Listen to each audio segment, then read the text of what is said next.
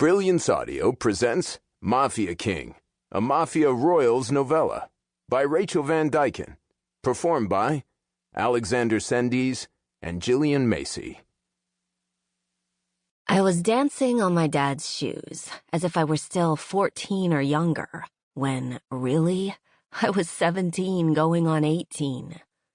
Wow, another year younger, and I'd be in The Sound of Music. Sigh. My dad was my everything.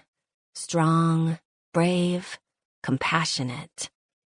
Oh, yeah, and he was sort of like a man-made killer, and doctor to the 5 families of Chicago. Shrug. But I never really saw him as this evil person. I couldn't. Not with his gentle smile, his fierce protectiveness, and the way he always looked at me like I was his world.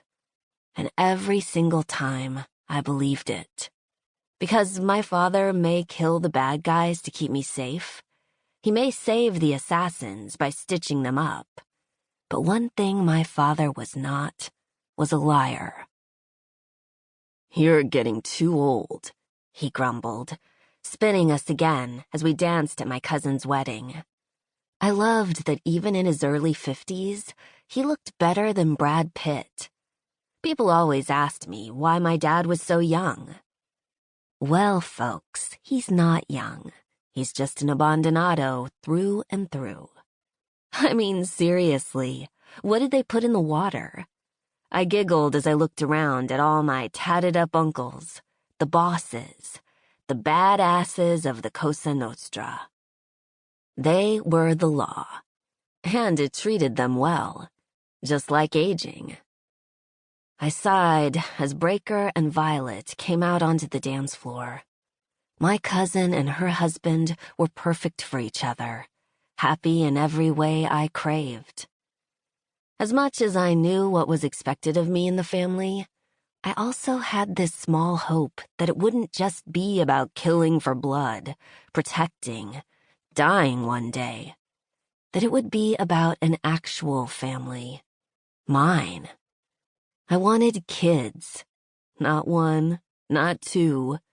I literally wanted a plethora of them. Something I was sure would send any sane man screaming into the night.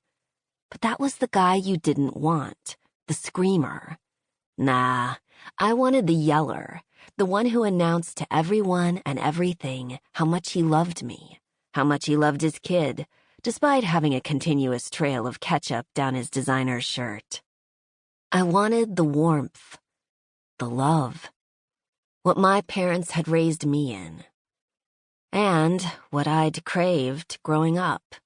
More siblings, despite all the family I already had. With a sigh, I pulled back from my dad as he leaned down and kissed my forehead. "Are you okay?" "Dad," I shrugged. "Are any of us ever just okay?"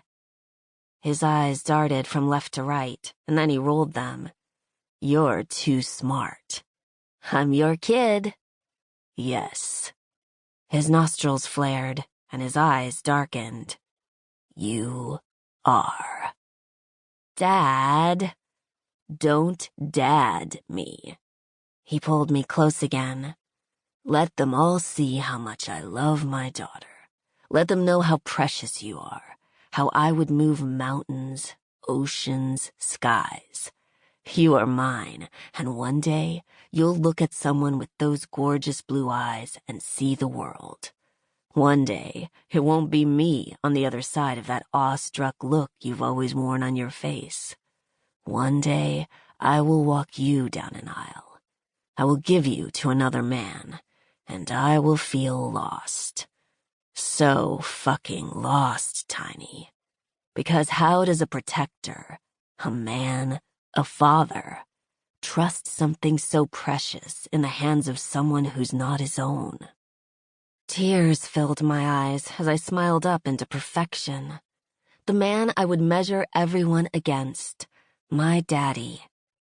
"You can't, Daddy. That's why you have the gun and get to pull the trigger if they fail.